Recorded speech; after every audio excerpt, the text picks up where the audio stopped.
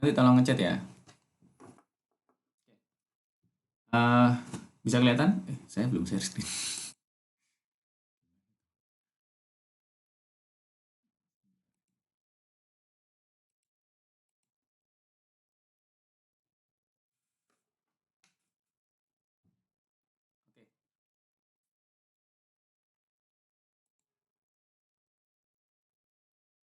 Oke, bisa kelihatan ya?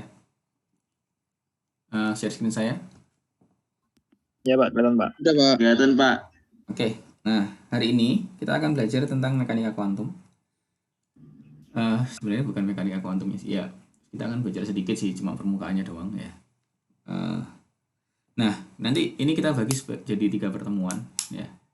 Jadi yang pertama nanti kita akan bahas pengantarnya dulu, jadi kayak sifat partikel gelombang, terus energi dari foton, momentum foton, hamburan kompton ya.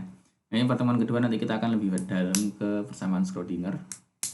Nanti pertemuan ketiga kita lanjutin persamaan Schrödinger sisanya ya.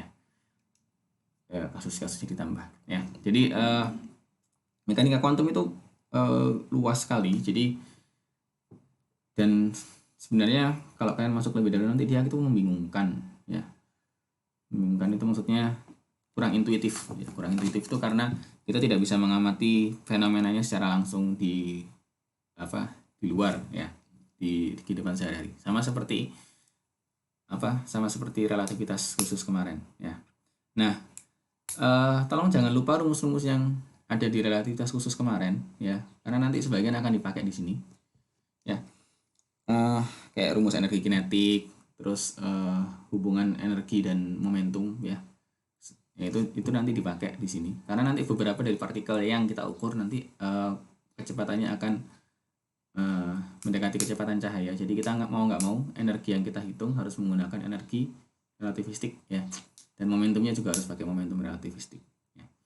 Nah itulah kenapa walaupun seolah-olah kayaknya relativitas umum itu kayak nggak ada hubungannya ya dengan nuklir ya, tapi nanti itu sebenarnya dia aplikasinya sangat banyak sekali.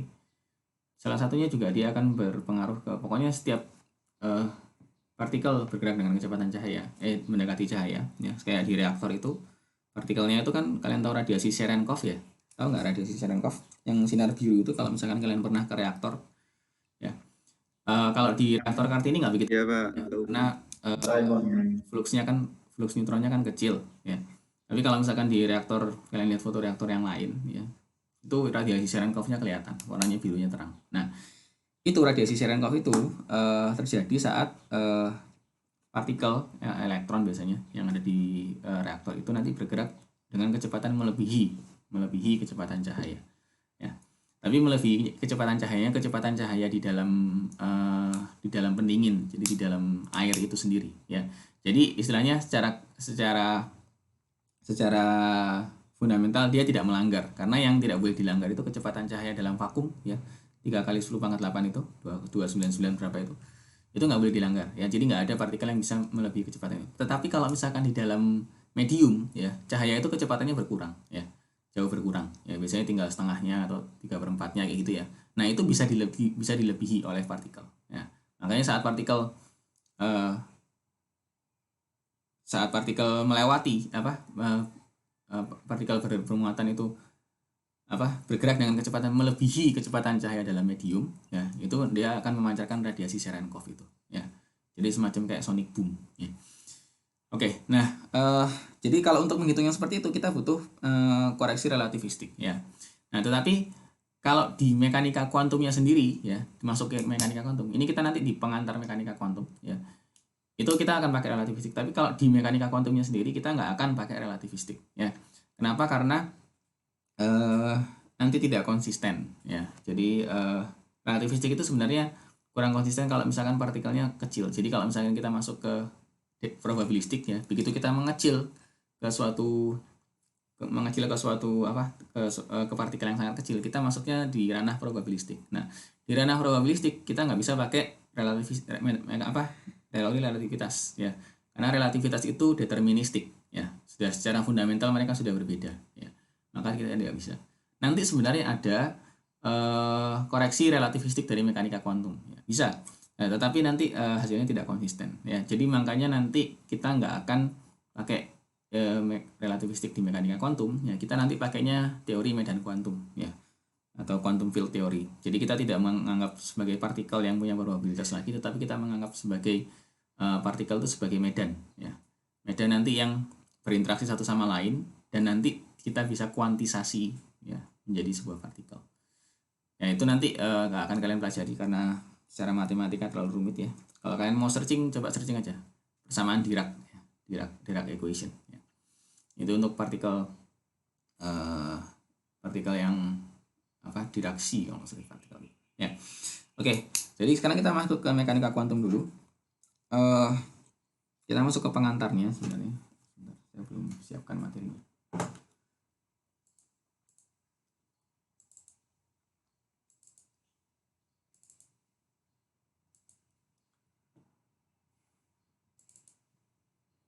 Ya, jadi hari ini materinya nggak banyak sebenarnya, lebih banyak secara konsep ya. Jadi secara rumus mungkin sederhana, simple. Nanti kalau kalian ngerjain tugasnya juga cuma masukin rumus aja. Ya. Jadi kita nggak akan terlalu banyak perhitungan sih. Cuma nanti saya akan menurunkan satu materi, menurunkan satu persamaan yang mungkin agak cukup rumit. Jadi tolong kalian perhatikan ya. Nah, sekarang saya mau nanya dulu.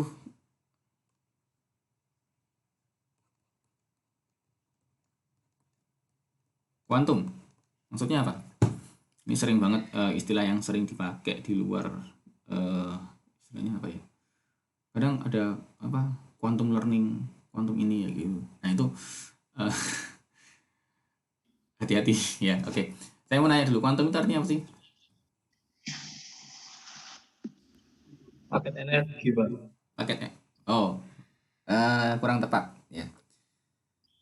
Ada yang sesuatu dalam jumlah kecil, Pak. Maksudnya interaksi yang sangat kecil yang sampai tidak bisa kita pelajari secara wujud fisik.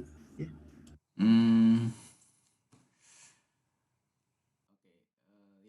Hampir, tapi ya sebenarnya tinggal digabung sama tadi yang jawab pertama sama jawab kedua.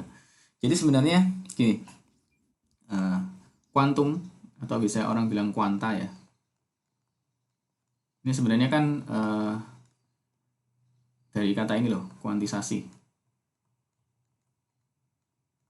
Ya. Kuantitas itu kan jumlah ya. Nah, tadi benar kata Akbar. Jadi itu ada jumlah terkecil. Jadi jumlah terkecil dari suatu suatu kuantitas ya. Jadi ada, katakan lagi nih. Kalau misalkan kita punya satu besaran, misalkan besaran energi gitu ya. Besarannya nggak selalu energi, cuma salah satunya energi ya. Itu kalau di dalam mekanika kuantum ya, itu ada nilai terkecilnya ya, nilai terkecilnya misalkan katakanlah suatu x gitu ya. Ini adalah nilai terkecil.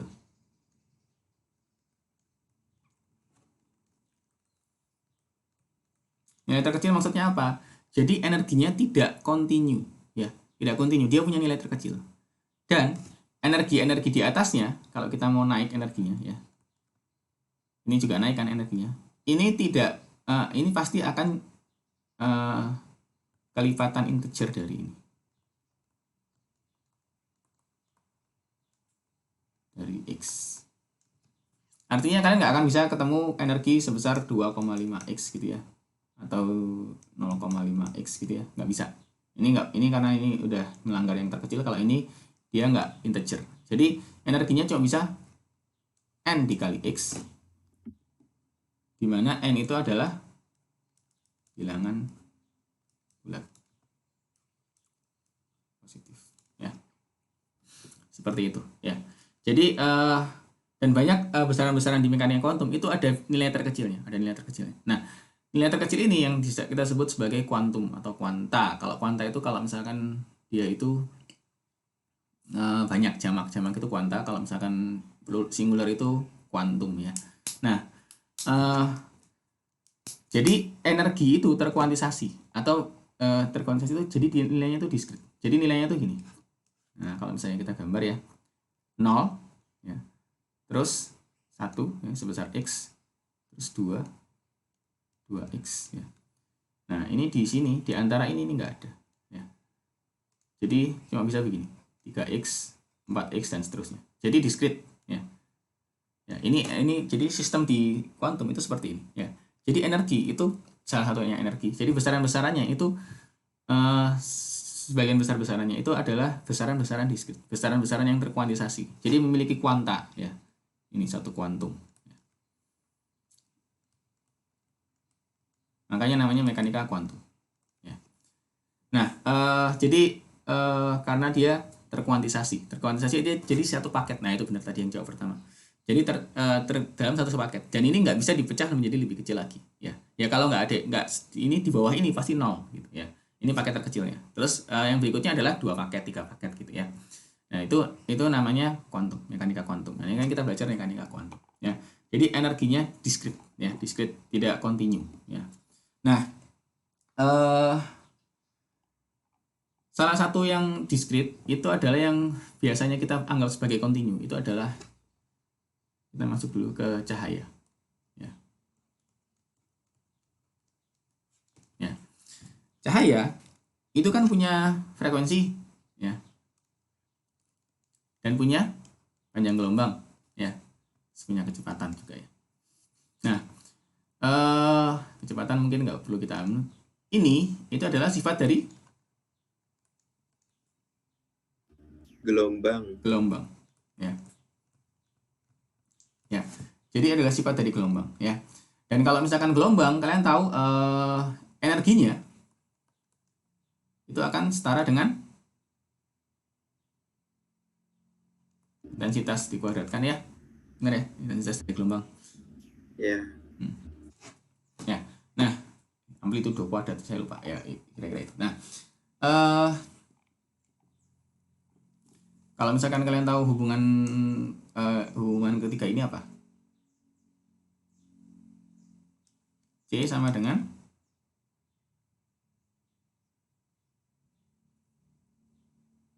apa? Hubungan antara untuk cahaya, hubungan antara panjang gelombang, frekuensi dengan kecepatan?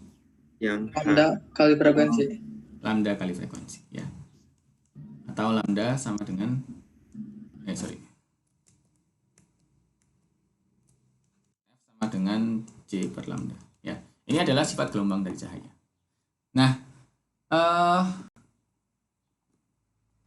Nah, ini itu sebenarnya gimana yang ngomongnya?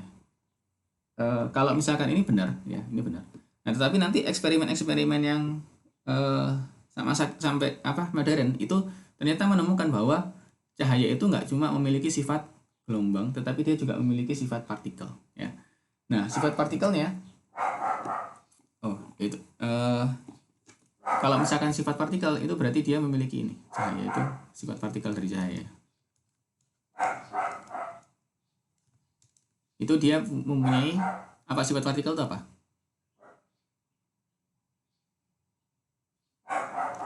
Momentum ya atau momentum adalah sifat partikel ya.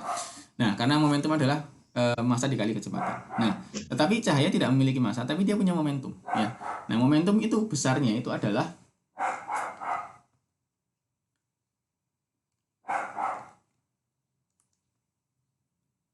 lambda H per lambda ya. Dimana H itu adalah namanya konstanta Planck ya. Ya, besarnya 6,63 kali 10 pangkat min 34 joule second ya. Ya, atau kalau dalam elektron volt itu sekitar 4,14 kali 10 pangkat min 15.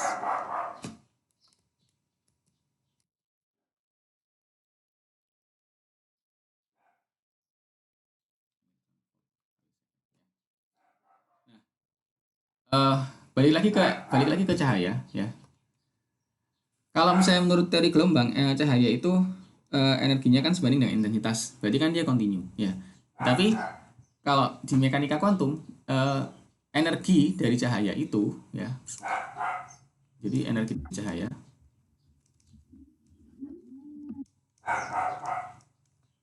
itu terkuantisasi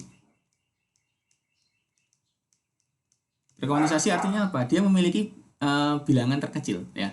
Bilangan terkecilnya itu adalah, jadi bilangan terkecilnya itu adalah HF. Ya. HF, H kali F. Jadi bilangan konstanta Planck tadi dikalikan dengan frekuensinya. Ini adalah paket terkecil dari cahaya. Jadi, nah, ya, yang kita namakan sebagai, pasti udah tahu ini apa? Apa paket terkecil dari cahaya? Foton. Foton, ya. Jadi ini adalah energi satu foton. Ya. Nah, persamaan ini itu sebenarnya kontroversial waktu itu, ya. Kenapa? Karena kalau misalkan energinya hanya bergantung pada frekuensi, berarti intensitasnya nggak berpengaruh dong. Nah, itu nanti akan kelihatan terbukti di eksperimennya Einstein, ya, efek fotolistrik, ya. Jadi foton ini adalah kuantum dari cahaya, ya. Jadi saya tuh kalau dengar kuantum itu ingatnya itu malah yang populer-populer itu, ya, pelatihan apa, quantum learning, quantum ini, ya. Yang benar tuh ini yang ini ya teman-teman. Jadi ini kuantum dari cahaya. Aku mau nulis kuantum rasanya geli rasanya. Kuantum dari cahaya, ya. Sudah ternodai dia oleh orang-orang yang tidak mengerti tentang mekanika kuantum. Ya. Jadi ini adalah kuantum dari cahaya, ya. Jadi foton itu adalah kuantum dari cahaya atau kuanta, ya, kalau misalkan banyak, ya, kuanta dari cahaya. Nah, jadi istilahnya kasarannya gini, cahaya itu, ya, kasarnya terbentuk dari partikel-partikel, ya. Ya, dan partikel terkecilnya itu adalah namanya foton, ya. Yang dia juga memiliki momentum, ya. Tadi momentumnya sudah saya jelaskan. Itu besarnya adalah E per C, ya. Ya. Atau sama dengan HF, ya, dibagi C, atau sama dengan H per lambda. Ini adalah momentumnya. Ini adalah momentum dari foton, ya. Ingat bahwa ini terkecil, jadi nggak ada kamu nanti setengah E atau 0,5 HF, itu nggak mungkin, ya. Ya. 2,5 HF itu nggak mungkin, ya. Jadi kayak semacam atom, ya. Atom itu, ya, kalian tahu nama atom itu asal dari A dan tom, ya. Atom itu artinya tidak bisa dibagi lagi, ya. Jadi dia merupakan partikel terkecil. Walaupun sebenarnya eksperimen modern sudah menemukan bahwa atom itu sebenarnya punya elemen partikel yang subatomiknya, ya. Itu yang namanya quark itu, ya, yang up, down, top, bottom, string sama jump, ya. Itu nanti kita belajar sedikit itu nanti di akhir-akhirnya. Nah, itu nah, tapi waktu zaman itu mereka tuh menemukan bahwa atom, ya udah atom, tidak bisa dibagi lagi, ya. Ya. Nah, itu sama konsepnya seperti ini, seperti foton. Jadi foton itu ya udah, itu adalah kuanta terkecil dari suatu cahaya, ya. Dan dia tidak bisa lebih kecil lagi. Artinya ya udah, kalau misalkan panjang gelombangnya sekian, ya, dengan frekuensi sekian, berarti energi terkecilnya itu segitu, H kali F itu, ya. Ingat bahwa H itu sangat kecil, ya. 10 pangkat minus 34 nih, berarti 0,0000 sampai 34 baru 6,663, ya. Jadi sangat kecil sekali. Jadi ini energinya sangat kecil sekali, ya. Kalau untuk satu foton, ya. Kalau misalkan fotonnya banyak, ya, D, ya. Nah, jadi ini adalah kuantum dari cahaya. Nah, membuktikannya gimana? Itu pakai eksperimennya Einstein, yaitu efek fotolistrik, ya.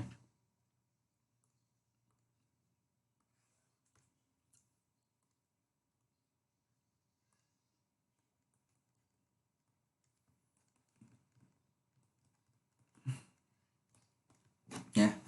Nah, efek fotolistrik itu seperti apa? Jadi nanti kalian akan sering dengar kalau misalkan kalian sudah belajar ADPR belum, ya?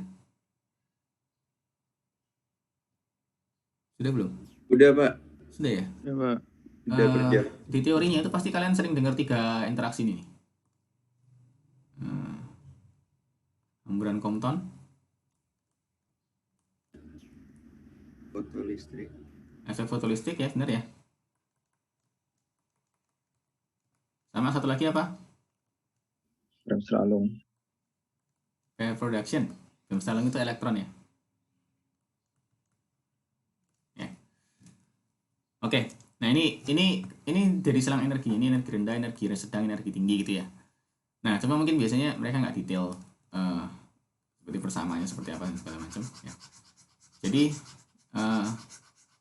itu kalau interaksi, jadi nanti ada macam-macam interaksi, ada Bremsstrahlung juga bisa ya, itu kalau X-ray, terus kena inti ya, terus kalau misalkan apa, jadi itu macam-macam, ada neutron itu interaksinya seperti apa, terus nanti ada radiasi gamma interaksinya seperti apa ya. Gamma itu foton ya, jadi pasti interaksinya itu nanti ada efek fotolistrik, apa namanya, hamburan Compton sama pair production itu pasti ada ya kalau misalkan dia gamma. Nah, nanti kalau alfa seperti apa reaksinya ya, ionisasi, terus lupa yang lain ya, istilahnya itu kan tergantung dari jenis partikelnya. Nah, yang sekarang kita bahas itu adalah foton ya, jadi gamma itu termasuk ya, X-ray itu juga foton sebenarnya ya.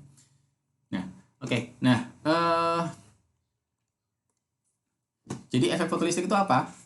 Pasti kalian sudah tahu juga ya. Jadi kalau misalkan kita punya material ya, ditembakkan oleh cahaya ya, terus di material ini punya elektron ya di dalamnya gitu ya, ditembakkan oleh cahaya dengan panjang gelombang tertentu ya, atau frekuensi tertentu ya, maka dia akan eject ya, keluar.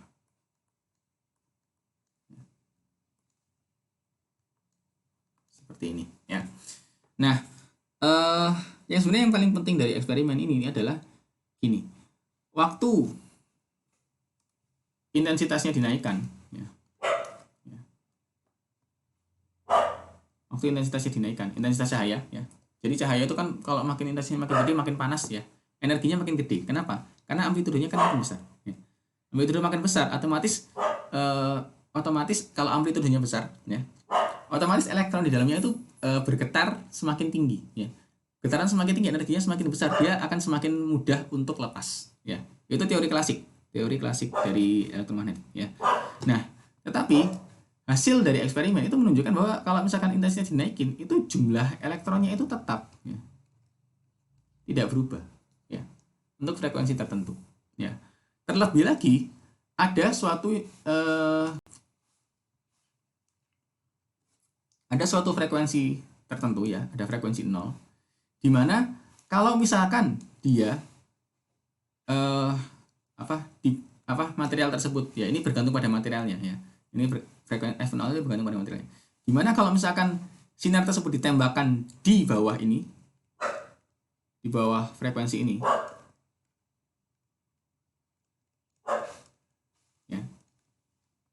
ya, itu tidak ada elektron yang terlepas ya. Jadi ini aneh sekali. Jadi di bawah frekuensi ini ya, di bawah frekuensi ini, kata di bawah F0 ini ya, intensitasnya mau digedein segimanapun nggak ada elektron yang lepas untuk material tersebut ya. Jadi ini bergantung pada materialnya ya.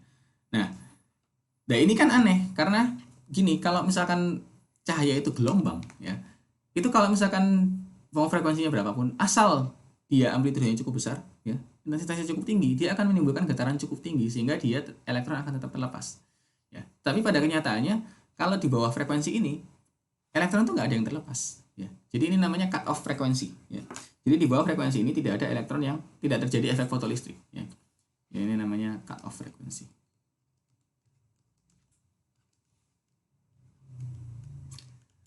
Nah, kalian bayangin ya, puluhan tahun bangun teori, terus ternyata satu eksperimen merusak semuanya ya. Teori klasiknya jadi salah ya.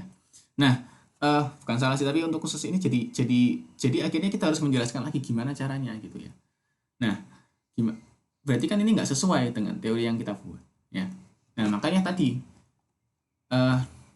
dibangunlah teori mekanika kuantum ini atas dasar ini. Jadi dari kuanta energi. Jadi kalau misalkan kita melihat dia sebagai partikel ya, jadi kalau misalkan ini hanya bergantung pada frekuensinya, maka ini bisa dijelaskan dengan mudah ya. Kenapa? Karena misalkan dia di bawah cut off frekuensi, berarti energinya nggak cukup untuk dia melepaskan elektron tersebut ya. Sehingga kalau misalkan energinya di bawah ini, maka elektron itu tidak mempunyai cukup energi untuk dia itu lepas ya. Nah, energi yang dibutuhkan untuk elektron itu lepas. Jadi itu dinamakan sebagai fungsi kerja ya. Jadi kita ada suatu besaran namanya fungsi kerja. Ini fungsi kerja.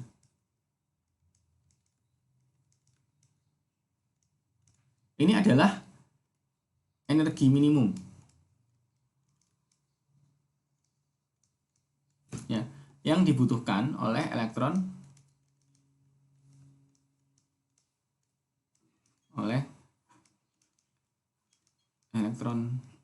untuk lepas ya dari material ya. Nah, fungsi kerja ini adalah apa ya? Kalau misalkan dia ini cut off frekuensi, berarti fungsi kerjanya itu adalah nilainya itu adalah ini H dikali F no ya. Ini ada energi minimum yang dibutuhkan. Jadi di bawah frekuensi ini ya, di bawah fungsi kerja ini dia tidak bisa keluar dari material ya.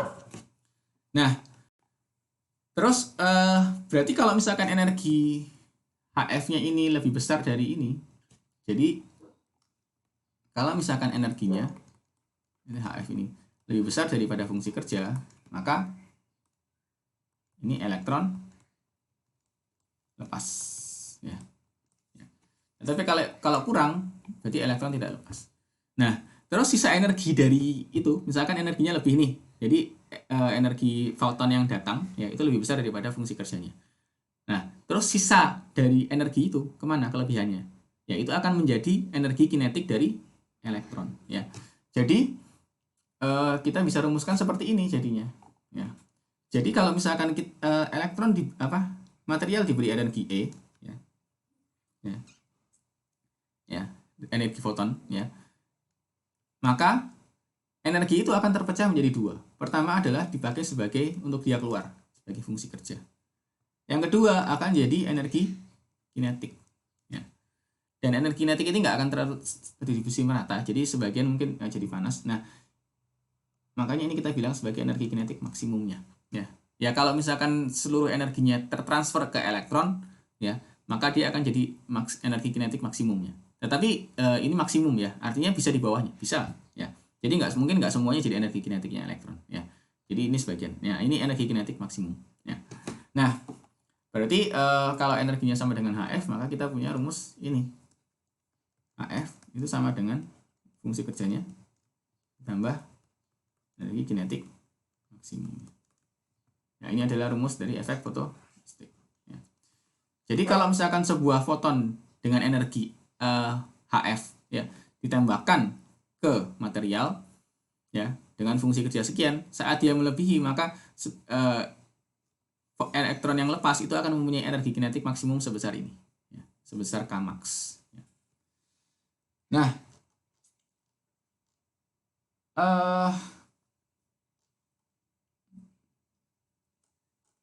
ini adalah efek fotolistrik ya. Jadi lepasnya elektron dari sebuah material itu hanya dipengaruhi dari frekuensinya ya. Jadi kalau misalkan sinar biru dengan sinar merah, kira-kira yang lebih mudah melepaskan elektron yang mana? Biru ya. Seberapapun intensitasnya. Jadi intensitas lemah pun tetap akan teramati elektron ya. Intensitas lemah itu berarti cuma jumlah elektronnya yang berkurang ya. Jumlah fotonnya yang berkurang, otomatis kalau jumlah fotonnya berkurang, jumlah elektronnya yang berkurang, yang lepas ya. Ini kan satu, ini ingat ya, ini untuk satu ini ya. Ini untuk satu foton ya. Satu foton lah ya. Ya nanti yang dipancarkan nggak mungkin cuma satu ya. Jadi banyak gitu. Pasti elektron yang lepas banyak ya. Itu jumlah elektron. Ya. Oke, sampai sini ada pertanyaan dulu nggak? Untuk efek fotolistrik. Ya rumusnya simpel-simpel sebenarnya ini yang untuk hari ini ya. Tapi saya pengen kalian ngerti konsepnya. Nggak ada? Kalau nggak ada saya lanjut ya. Nah terus ada percobaan yang lebih gila lagi ya. Kalau tadi ngamatin iya dia punya sifat partikel karena frekuensinya dia punya energi itu dan karena hanya bergantung pada frekuensinya. Sekarang ada yang lebih gila lagi. kalau misalkan dia memiliki sifat partikel, bisa nggak dia mengalami tumbukan? Ya. Sekarang bayangin orang mau menumbuk dengan foton, ya. Jadi ini kita ngomong tumbukan dari ya. Nah, kalau misalkan dia punya sifat partikel, harusnya dia punya momentum kan tadi. Nah, kalau punya momentum otomatis harusnya bisa mengalami tumbukan, ya. Nah, tumbukan dari foton. Ya. Kalau tadi energinya hanya bergantung dari frekuensi, berarti dia terkuantisasi itu. Nah, sekarang bisa nggak dia mengalami tumbukan? Ya, ternyata bisa. Ya. Nah, tumbukan dari foton itu kita bisa namakan juga sebagai hamburan Compton, ya. Hamburan Compton itu seperti apa? Ya. Jadi hamburan Compton itu kalau misalkan kita punya sebuah cahaya seperti ini, ya, dengan panjang gelombang dengan lambda, ya. Terus dia menumbuk elektron, menumbuk ya dalam tanda kutip, ya. Ya, menumbuk sebuah elektron, ya, yang diam, ya. Ini P sama dengan 0, ya, momentumnya 0. Sehingga dia elektronnya terhambur, ya. Dan nanti panjang gelombangnya juga terhambur. Ini nanti ke sini, ya. Dengan panjang gelombang lambda aksen, ya. Elektronnya juga terhambur ke sana. Maaf Pak, screen-nya belum muncul Pak. Oh, Share. sebentar. Share screen saya nggak muncul. Enggak. Muncul, Pak. Muncul, Pak. Ya, oke. Coba ini saya matikan dulu. Coba saya nyalakan lagi, ya.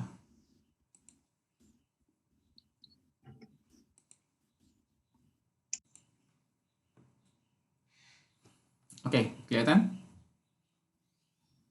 Ya, Pak. Semua ya, udah kelihatan semua? Ada yang nggak kelihatan nggak? Udah Pak. Sudah, ya? Udah Pak.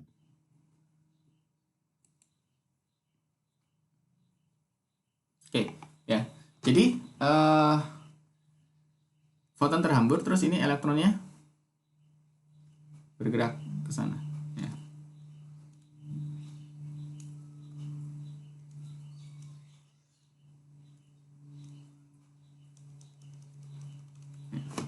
Dengan kecepatan dengan momentum P, ya.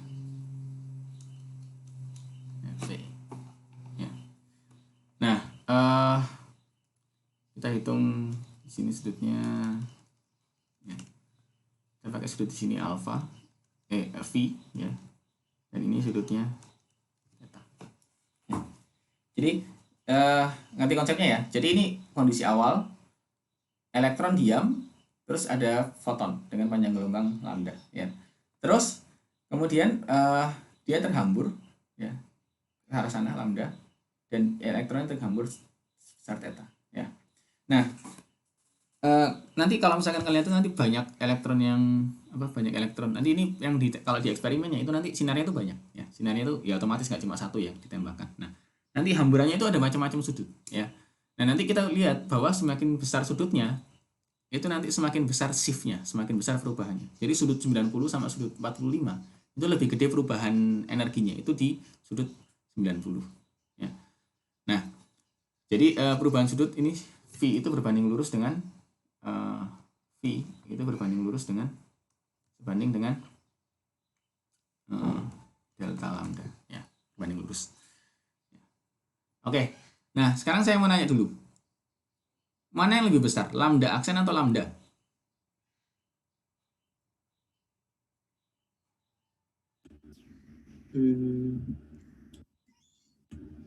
Lambda aksen.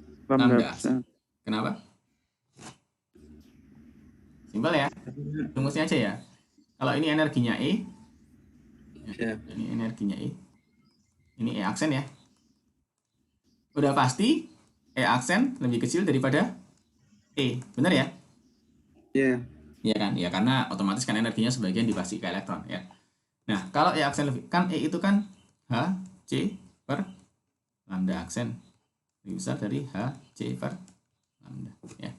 Ya, otomatis kalau misalkan ini lebih kecil, maka otomatis lambda aksen lebih besar daripada lambda, ya.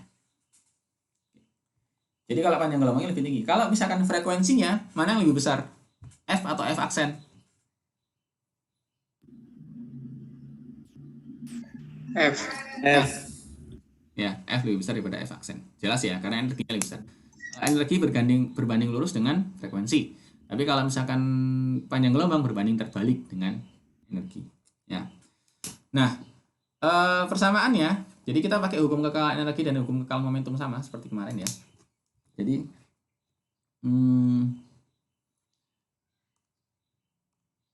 bentar. Jadi pakai hukum kekekalan energi dulu.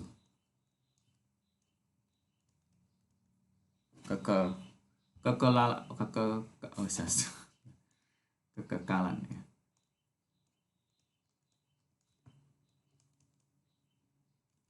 Ya. Pada saat awal, jadi hanya ada energi foton, ya. Energi elektronnya kan 0. Sorry, energinya tidak 0, tetapi nanti hukum kekal energi kinetiknya ini, sorry. Energi kinetiknya aja. Kalau mau pakai total energi juga boleh. Total energi nanti energi elektron 0 tambah ini energi gamma ya. Boleh lah, sama aja. Ini jadi energi. Kalau pakai kekal energi atau energi kinetik juga boleh. Jadi kalau misalkan energi awal, berarti ini kan energi foton plus energi elektron ya. Ini sama dengan energi foton plus energi elektron. Ya. Nah, boleh seperti ini, boleh energi kinetik ya. Energi kinetik kan nanti energi total dikurangi energi diam ya. Jadi sama aja ya. Ya, ingat ya soal di relativitas khusus kemarin ya. Energi total dari sebuah partikel itu sama dengan energi diam dibagi energinya ya. Nggak masalah. Energi aja lah. Oke. Nah, energi dari foton itu kan H J per lambda ya. Energi dari elektron apa? Massa elektron ya dikali C kuadrat relativistik ya. Ya. Energi diam elektron H C per lambda aksen. Ya. Ini sama dengan apa energi di total elektron? Ayo.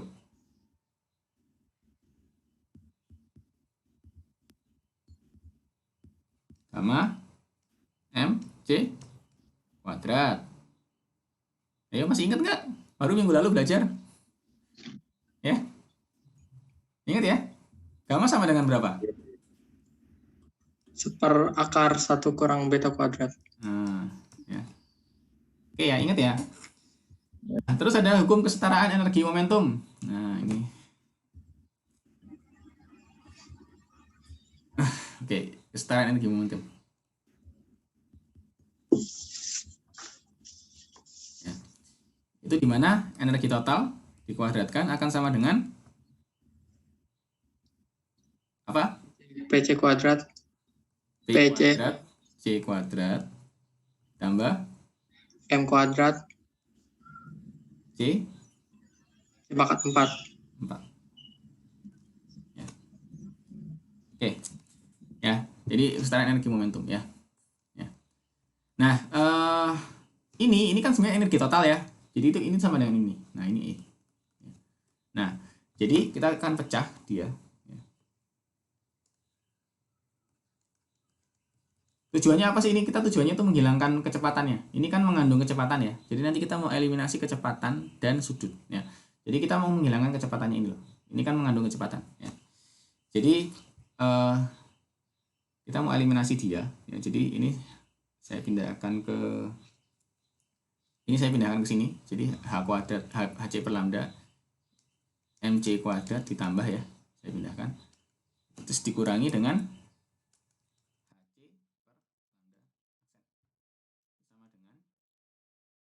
E sama dengan akar ya.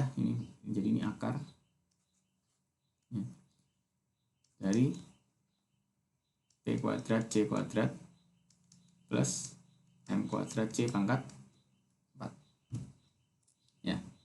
Nah, ini gamanya hilang tetapi muncul di P ya. P yang mengandung gamma dan V ya. Jadi kita harus hilangkan lagi dia nanti. Nah, ini kita kuadratkan. Jadi kita ini kan dulu. Jadi ini MC kuadrat plus HC ya. 1 lambda min 1 lambda aksen. Ya. Sama dengan akar B kuadrat C kuadrat plus M kuadrat C pangkat 4. Nah, terus kita kuadratkan kedua ruas ya. Jadi ini kita kuadratkan ini jadi M kuadrat C pangkat 4 ditambah H kuadrat C kuadrat ya 1 lambda min 1 kuadratkan ya ditambah 2 H M C pangkat 3 lambda min 1 aksen ya. Sama dengan B kuadrat C kuadrat plus M kuadrat C pangkat 4 ya. Coret ya. Sama-sama punya elektron kan? Coret ya. M-nya M elektron ya. Nah, sehingga kita punya terus ini ada C kuadratnya juga saya coret nih. C kuadrat C pangkat 3 jadi 1 ya. C kuadrat ya. Oke, sehingga saya punya ini. Saya pindahkan ke depan ini aja. H kuadrat 1 per lambda min 1 lambda aksen dikuadratkan plus 2 H M C 1 per lambda min 1 per lambda aksen sama dengan P kuadrat ya. Nah, P kuadratnya ini nanti sama dengan gamma kuadrat M kuadrat V kuadrat ya. Ingat ya, gamma MV ya di momentum relativistik ya yang kemarin. Nah, ini untuk kekekalan energi kita simpan dulu ya. Sekarang kita mau masuk ke hukum kekekalan momentumnya ya. Nah, kita lihat dulu sedikit. Ya, sekarang momentum.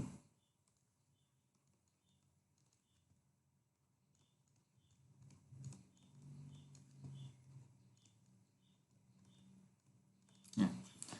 Nah, kita lihat sedikit. Nah, ini elektron tadi bergerak dengan sudut ini ya. Ini elektron ya. Ini punya kecepatan, punya momentum. Punya momentum P ya. Yang sebesarnya sama dengan gamma MV. Benar ya? Gamma MV ya. Nah, ini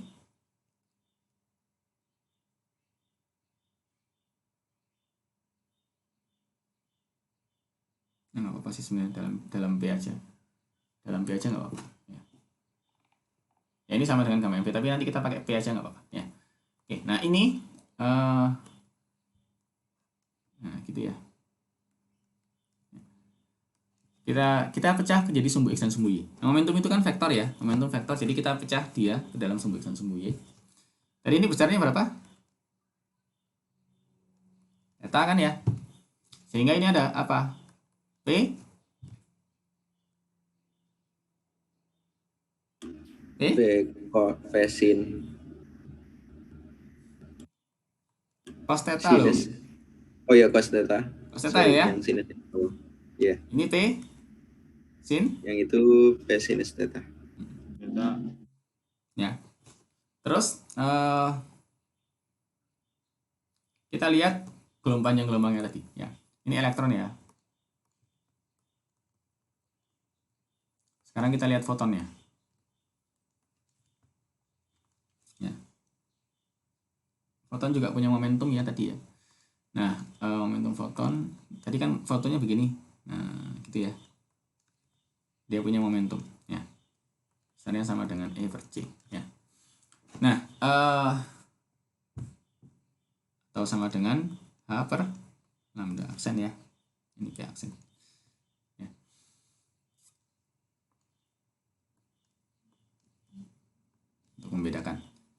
Nah, yang atas juga momentum elektron ya.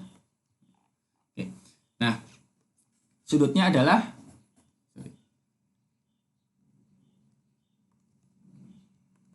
nah, ini nanti gini dan gini ya. Sudutnya adalah V ya. Sehingga ini P aksen cos V, benar ya? Atau sama dengan H per lambda aksen cos V. Ini P aksen sin V ya. H per lambda aksen sin V ya. Oke. Nah, sekarang kita lihat momentumnya. Ini momentum akhir ya, momentum akhir. Kalau di sumbu Y, ya di sumbu Y, momentum awalnya sama dengan 0 ya. Momentum akhirnya ini kan, ini lawan ini kan, ya. Ini katakanlah ini positif, ini minus. Jadi momentum akhirnya, momentum awalnya 0. Jadi jumlah momentum awal sama dengan jumlah momentum akhir. Ya. Nah, kita tinjau sumbu Y dulu, sumbu X, sumbu Y dulu, ya, sumbu Y. Ya. Momentum awalnya itu akan sama dengan 0 kan? Ya, karena di sumbu Y ya, di sumbu Y momentum awalnya 0 ya. Karena tidak ada kan partikel tidak bergerak begini ya, dia begini ya. Nah, tapi di akhir itu ada ini. Ini 1. Jadi H per lambda aksen sin V ya. Dan kurangi ini 1 ya. Dikurangi P elektron sin theta. Sehingga kita bisa punya P elektron sin theta itu akan sama dengan H per lambda aksen sin V. Oke. Kita simpan dulu. Ya. Jadi kita simpan 1. Ya. Oke. Nah, kalau sekarang kita masuk ke sumbu X.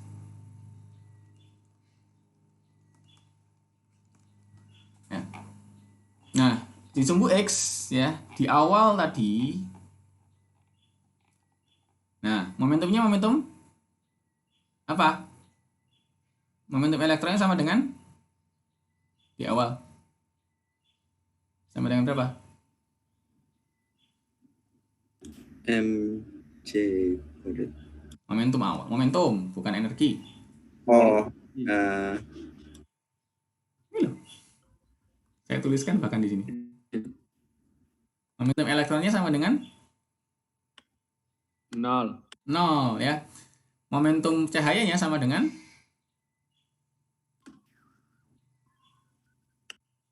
E per C. P per momentum cahaya sama dengan apa? Di awal. E per C. Dengan H per Per C. E per Lambda. ya, HC per lambda per C kan, H per lambda kan? Ya. Atau sama dengan E per C ya, E-nya kan E per C ya. Oke, H per lambda ya. Nah, terus momentum elektronnya sama dengan 0 ya. Momentum akhirnya ya, kita lihat yang sini tadi. Ini dia. Ya.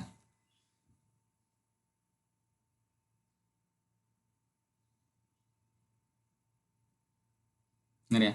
Nah, momentum akhirnya ini apa? PE cos theta kan? Ditambah dengan satu arah ya. Ditambah dengan P aksen cos V ya. Jadi ini sama dengan P elektron cos theta ditambah dengan P aksen cos V. Ya, P aksen tadi sama dengan H per lambda aksen ya. Jadi kita punya H per lambda sama dengan PE cos theta plus H per lambda aksen cos V. Ya. Jadi PE cos theta itu akan sama dengan H per lambda minus H per lambda aksen cos Ya.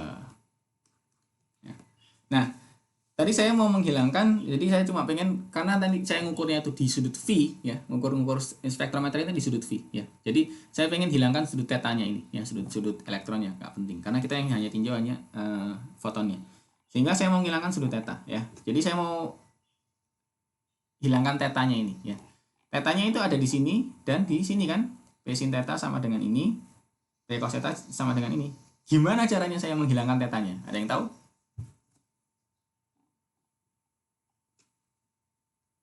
Jadi kita punya tadi P, saya tulis di sini. Kita punya dua persamaan ini, ya. PE sin theta sama dengan H per lambda sin V, ya.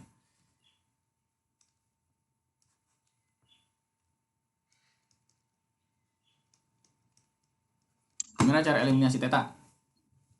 Kuadratin terus Kuadratin tambah. jumlah, Pak. Ya, kuadratkan dijumlahkan, ya. Ingat aturan ini kan, sin kuadrat theta plus Kuadrat sama dengan 1. theta sama dengan 1, ya. Sehingga kita kuadratkan ini keduanya, ya. Jadi kita kuadratkan ini.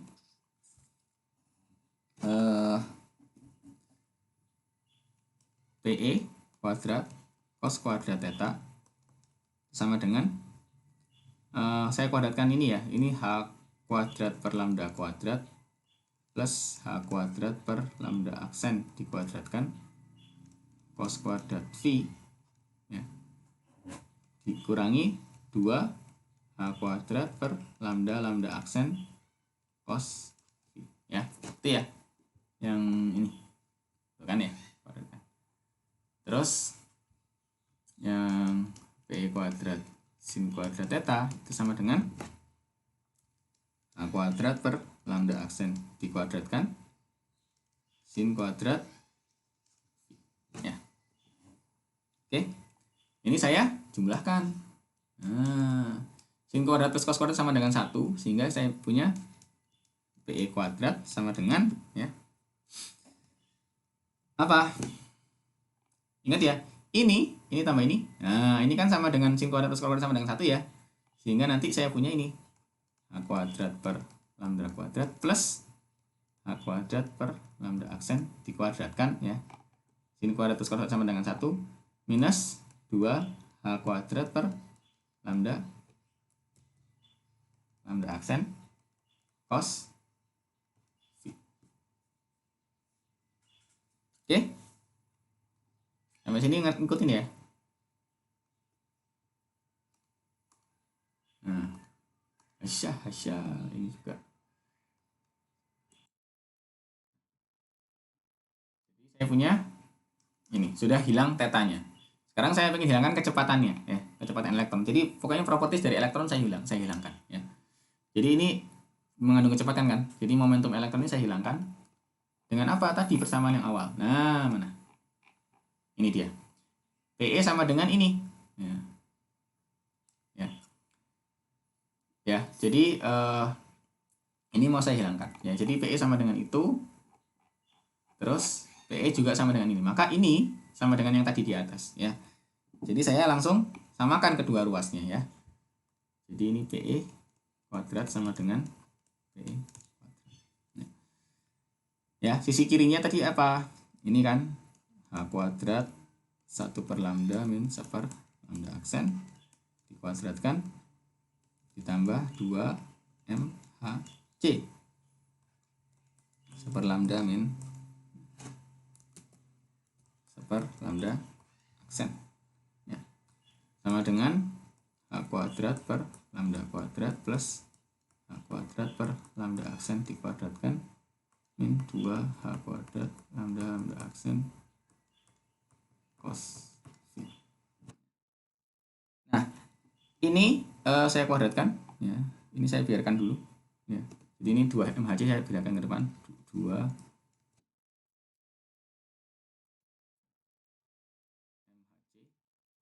1 per lambda min 1 per lambda aksen ditambah ini saya kuadratkan. Jadi H kuadrat per lambda kuadrat plus H kuadrat per lambda aksen dikuadratkan minus 2 H kuadrat per lambda aksen ya, sama dengan H kuadrat per lambda kuadrat plus H kuadrat per lambda aksen dikuadratkan min 2H lambda aksen cos V ya.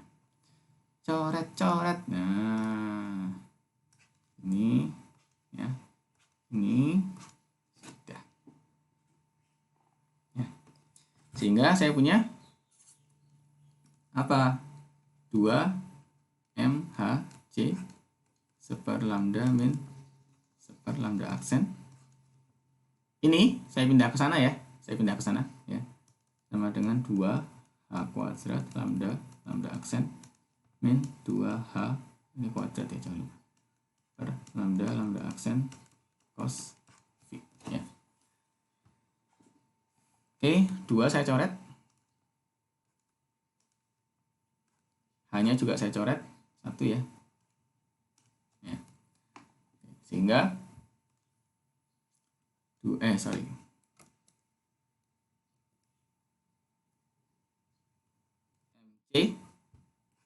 seper lambda min seper lambda aksen sama dengan, ini saya gabung jadi 1 ya, H per lambda aksen 1 min cos V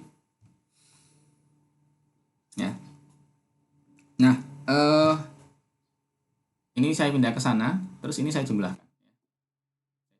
Ini lambda aksennya, jadi dibagi lambda aksen kan, lambda aksen min lambda ya. MC saya pindah ke sini, jadi H per lambda aksen kali MC 1 min cos V. Saya coret ini ya.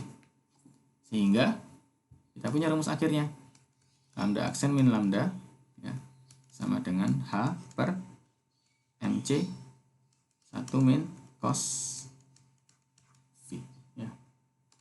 Atau ini sama dengan delta lambda, kadang orang bilang seperti itu ya.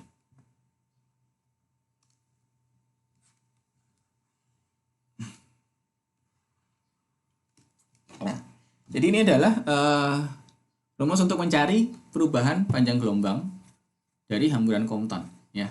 Jadi panjang gelombang foton itu berubah seberapa ya, untuk sudut berapa ya. Bergantung pada sudut, kalian mencarinya di spektrometer itu sudutnya berapa. Ini bergantung sudutnya ini. Ya, jadi nanti kalau di sudutnya 90 derajat, nah nanti itu foton yang terdeteksi itu foton yang energi berapa. Nah, gitu. Sudutnya 45 derajat itu foton yang terdeteksi beda lagi energinya ya. Semakin kecil semakin kecil sudutnya, semakin besar energinya ya. Semakin besar sudutnya, semakin kecil energinya. Ya, semakin besar panjang gelombangnya ya. Ingat ya, panjang gelombang besar berarti energinya kecil. Oke. Sampai sini ada pertanyaan? Di soal tinggal masukin rumus saja sebenarnya ya.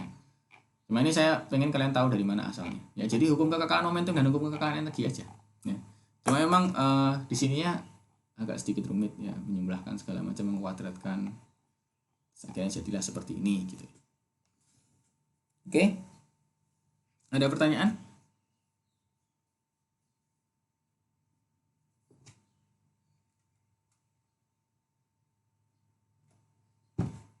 Nggak ada? Kalau nggak ada, kita masuk ke yang terakhir ya.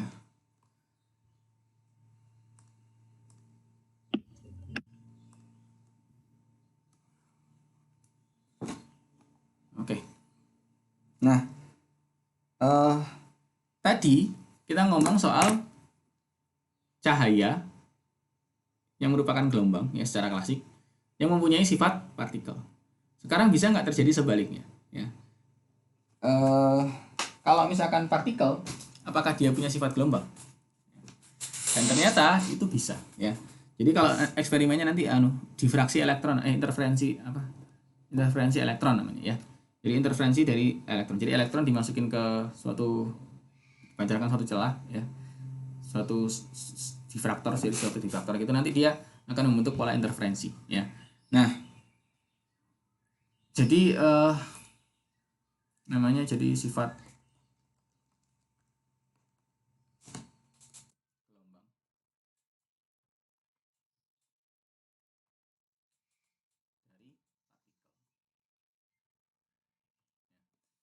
Gelombang dari partikel ya. Besarnya seberapa? Nah, Ini dinyatakan dari persamaan panjang gelombang de Broglie ya. Jadi panjang gelombang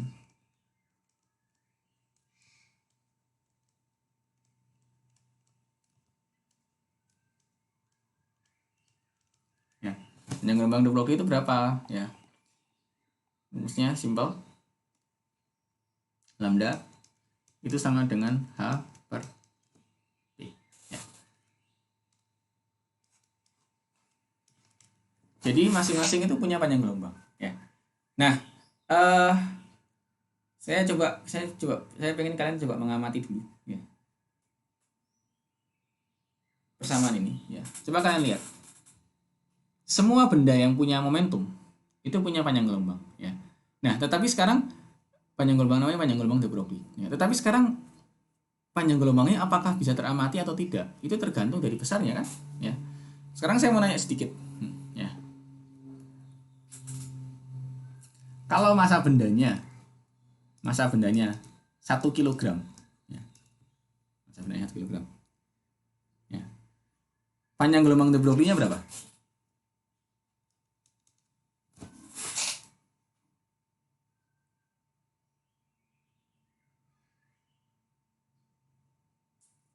Ayo, oh ya, ya. Ini kecepatannya katakanlah yang tinggi lah, kecepatan 100, jangan 110 aja, 10 meter per sekon. Panjang gelombang de Broglie-nya berapa? Ada yang bisa tahu? 1 kali 10 ya Pak, berarti terus habis itu hanya Ini per kan 6,63 10 pangkat 6,63 kali 10 pangkat minus 3 ya, kali 1 per kali 10 kan? 1 kali 10 pangkat ya udah 1 kali 10 meter per Ya. sekon. Jadi panjang gelombangnya 6,63 kali 10 pangkat minus Ya itu Minus minus 35. 35 30. Oh iya 35, Meter. sorry. ya. Berapa nanometer ini? Meter. Nano itu 9 ya. Min 26 meter kan? Bener ya? Halo? Ya. Ya Pak, ya Pak. Nah, panjang gelombangnya sangat kecil sekali ya. Jadi bayangin aja kalau misalkan cahaya itu panjang gelombangnya berapa kira-kira? Antara 450 sampai 650 nanometer ya. Ya. Jadi ini jauh lebih kecil ya. Jauh lebih kecil ya. Nah, artinya punya atau enggak? Ya punya ya. Tetapi sifat gelombangnya tidak teramati karena momentumnya terlalu besar. Jadi supaya kita bisa mengamati panjang gelombang yang momentumnya harus apa? Kecil. Supaya teramati. Alah, ini jadi apa? Jadi supaya teramati, supaya sifat gelombang ya ini kan. Makanya kita mekanika kuantum itu hanya berkutat di hal-hal kecil. Kenapa ya? Kalau misalkan di hal besar nggak teramati ya, nggak teramati. Kenapa? Karena ini loh, satuannya itu semua itu ya, itu ada H-nya ya. H itu 6,63 kali 10 pangkat minus 34 ya. Jadi supaya kita itu bisa menyatakan suatu perbandingan yang signifikan, suatu figur yang signifikan, kita harus punya benda yang kecil juga skalanya, entah kecil skalanya, entah kecil masanya, entah kecil itunya, sehingga kita bisa menyaingi nilai ini loh, nilai signifikan figur 10 pangkat minus 34 ini loh ya. Jadi supaya sifat gelombangnya teramati dari partikel ya, teramati itu, kalau kita lihat di sini berarti entah masanya harus kecil ya, atau kecepatannya harus kecil ya. Biasanya masanya kecil ya. Nah, coba bayangin, bandingkan kalau misalkan kita elektron ya. Ngomong tentang elektron. Tadi kan kita benda ya. Massa elektron berapa?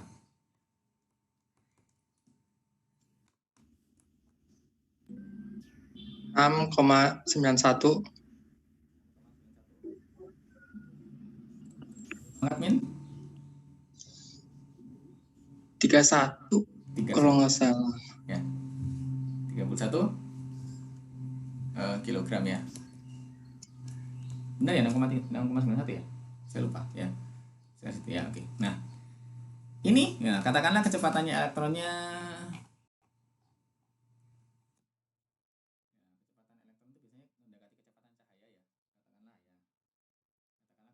ya kira-kira berapa ya? 6,5 C beta katakanlah 0,5 C gitu ya. Ya, gitu aja ya. Nah, momentumnya berapa?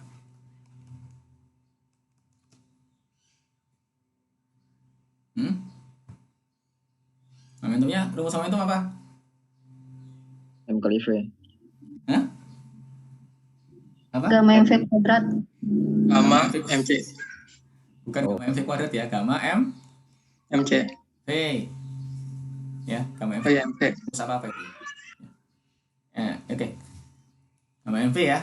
Jangan lupa gamanya karena dia relativistik ya. Kecepatannya mendekati kecepatan cahaya soalnya ya. Nah, ini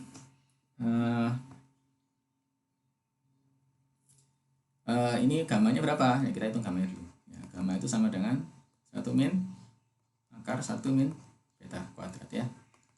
Akar 1 min 0,5 dikuadratkan itu berapa tuh?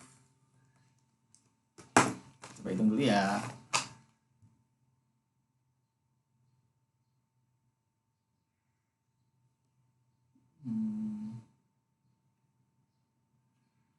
Jadi 0,5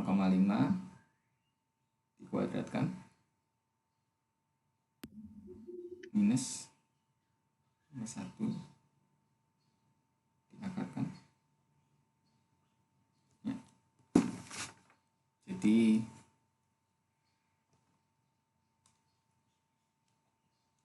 ini adalah 1,155 ya.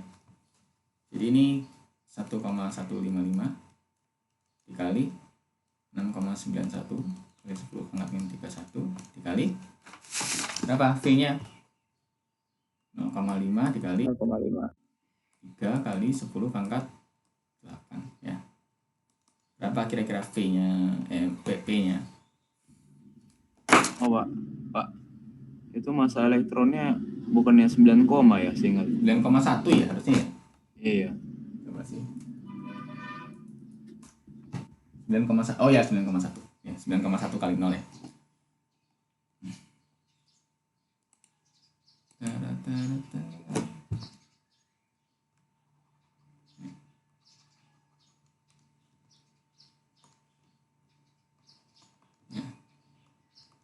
Ya. Oke. Nah, kita coba kalikan ya. 1,155 dikali 9,1 dikali 0,5 dikali 3 ya. Oke, jadi sama dengan 15,77 dikali 10 pangkat min 31 kurangi tambah 8 jadi min berapa ini? Min 23. Apa? 33 ya? 23. Min 23. Ya. Jadi ini sama dengan 1,577 kali 10 pangkat min 2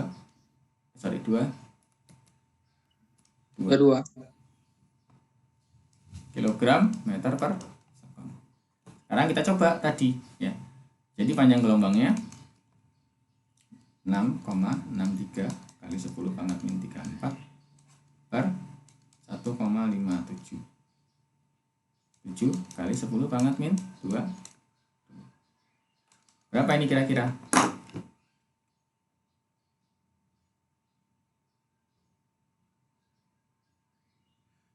12. Jadi 0,63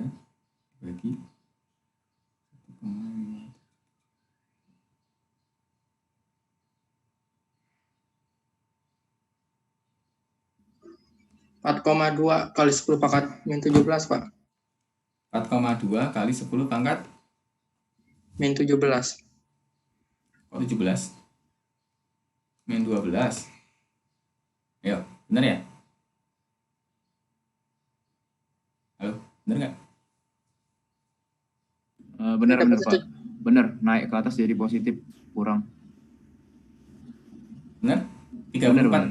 Ini min 34 ditambah 22 gitu kan? Oh, itu Iya. 34, Pak. 34. Kamu pikir berapa?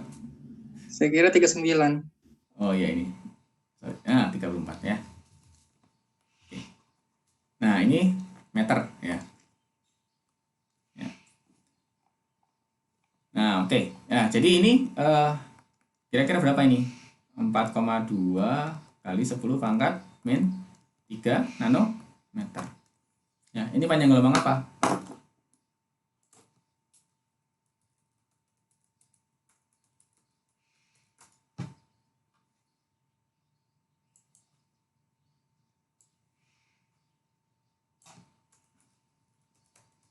Oke, saya cari spektrum gelombang elektromagnetik ya.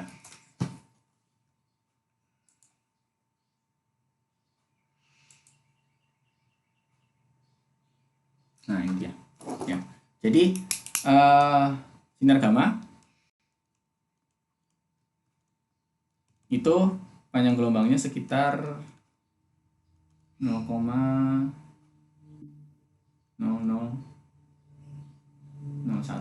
nanometer ya. Jadi sekitar 10 pangkat minus 4 ya. Ya, jadi ini sekitar lebih besar daripada sinar gamma sedikit ya. Antara sinar gamma sampai sinar X ya. Jadi teramati, tetap teramati ya.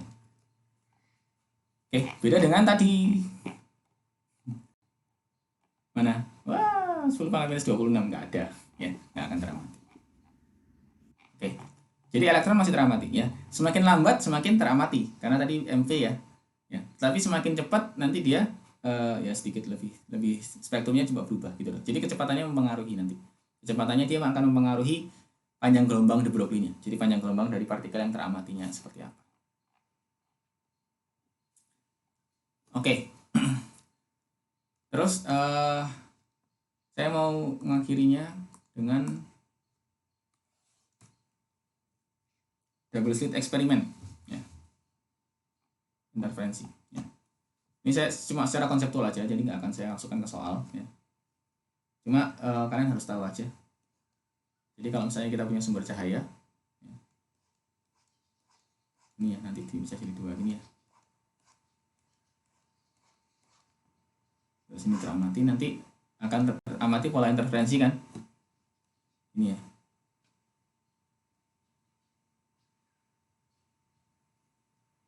Ya, ini intensitas. Oke, kayak gini. Ini paham ya kalian ya? Ini waktu fisika dasar kan? Benar ya? Halo? Ya, Pak. Nah, Ya, ya, jadi polanya itu kan gelap, terang, gelap, Terang gelap. terang, terus gelap lagi, terus terang lagi gitu ya. Dan seterusnya ya. Nah, ini adalah cahaya, foton ya. Nah, tapi nanti kalau misalkan kalian amati ya, kalau misalkan nanti kita melakukan pengamatan terhadap salah satu lubang ya. Misalkan kita melakukan pengamatan terhadap ini, ya. Nanti elektron tuh nggak akan lewat sini, dia akan lewat sana, ya. Ke sini. Jadi malah cuma ngumpul satu titik, ya. Kalau kita ngamati lubang ini, dia nggak akan masuk ke sini, salah satu, ya. Jadi dia akan bersifat partikel ketika kita melakukan pengamatan terhadap lubang tempat dia diamati, ya. Jadi kalau nggak diamati sama sekali, ya nanti kita lihat hasilnya itu produk interferensi.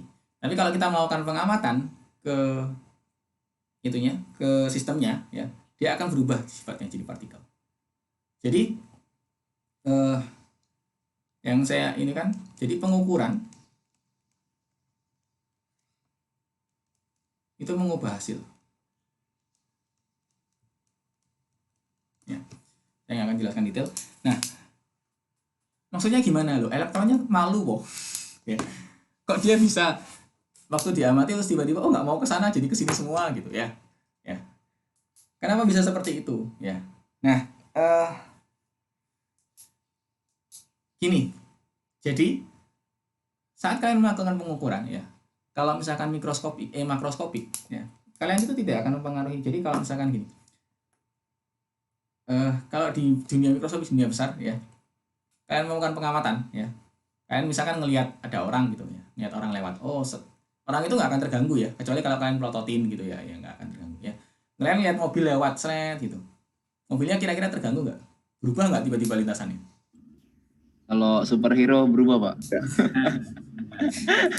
Oh ya, oke, kita ngomong manusia biasa ya, seperti itu. Oke, tapi istilahnya gini, saat kalian melakukan pengamatan ya, kalian melihat pohon, kalian melihat itu, kan tidak merusak pohon itu, tidak tiba-tiba pohonnya berubah jadi runtuh gitu kan, ya, Enggak. berubah situasinya ya. Kecuali kalian melototin orang lain ya, melototin orang lain jadi itu pengamatan yang salah satu pengamatan yang merusak sistem ya.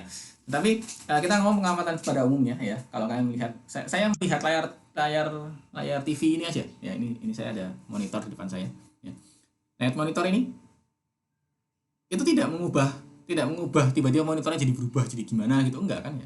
Kecuali saya melakukan input, nah ini saya menambahkan sesuatu, nah memberikan input kayak gini, nah itu kan kok mati. Oh ya, kalau saya memberikan input, nah ini berubah dia. Tapi kan itu kan saya memberikan input. Kalau saya tidak hanya mengamati aja, memberikan input, itu harusnya kan tidak mengubah apa-apa ya. Tetapi di dunia mikroskopik itu tidak seperti itu ya. Saya jelasin secara detail gini. Saat kalian melakukan pengamatan, misalkan kalian mengamati sebuah mobil lewat ya, itu sebenarnya kan ada cahaya ya yang menumbuk mobil itu, terus terpantul masuk ke mata kalian, benar nggak? Ya. Ya, Pak. Ya. Nah, tetapi karena mobilnya sangat besar, ya, dia tidak terpengaruh oleh foton yang menumbuk itu tadi, ya, nggak terpengaruh, ya. Ya, tapi kalau misalkan yang kita amati itu adalah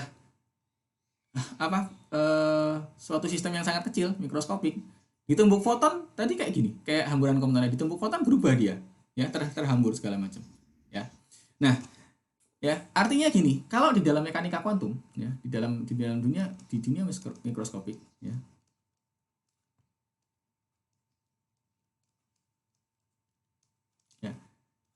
dia mikroskopik, itu pengamatan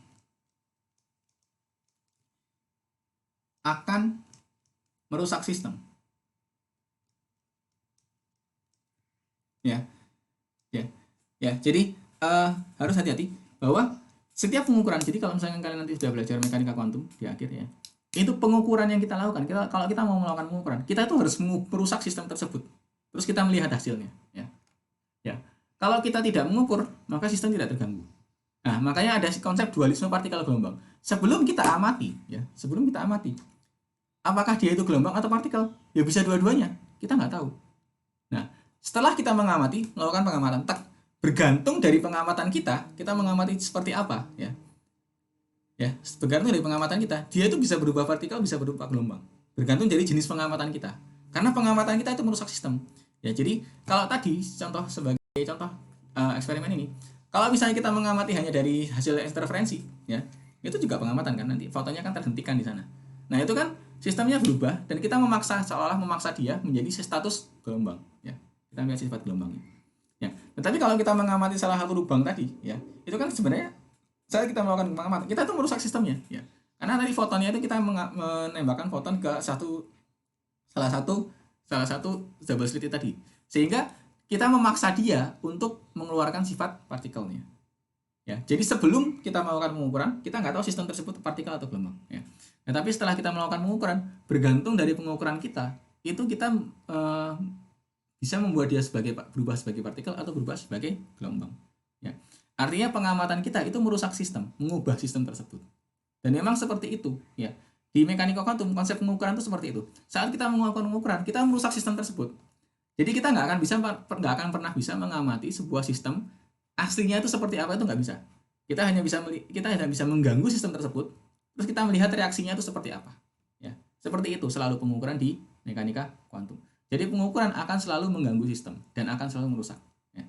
Sehingga kita hanya bisa mengamati hasil dari hasil yang rusak itu. Ya, yang rusak itu dia reaksinya seperti apa yang rusak itu.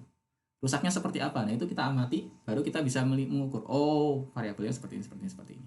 Ya. Jadi ingat, di mekanika kuantum pengamatan pasti selalu merusak sistem, ya, mengubah sistem. Nah, mengubah itu sebenarnya merusak, karena sistem itu ya aslinya ya segitu, ya. Begitu kita mengubahnya berarti otomatis sudah bukan itu lagi, otomatis dalam tanda kutip dia rusak, ya. Seperti itu.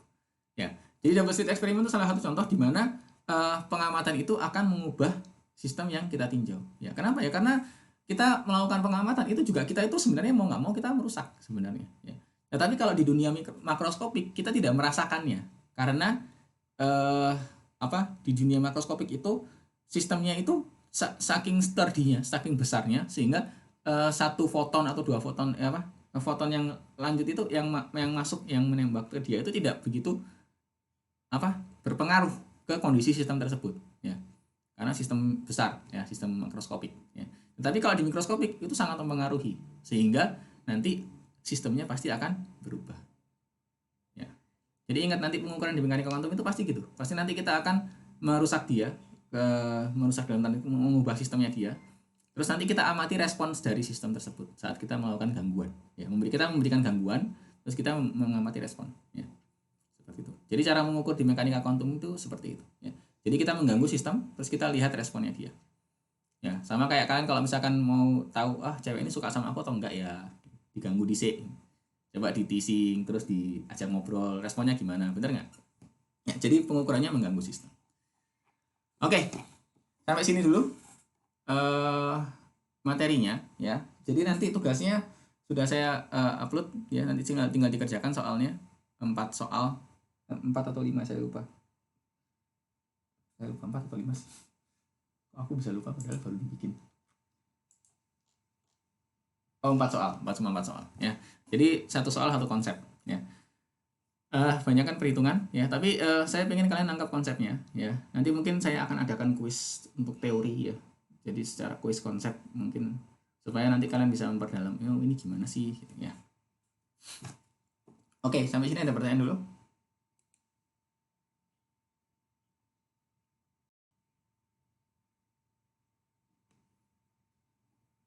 Belum, Pak. Nggak ada ya.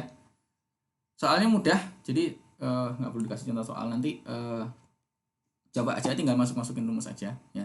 Saya cuma pengen tahu kalian menguasai nggak rumusnya. Nah, analisis nggak? Oke, jadi ini hanya pengantar aja. Jadi minggu depan kita baru mulai agak seru, ya.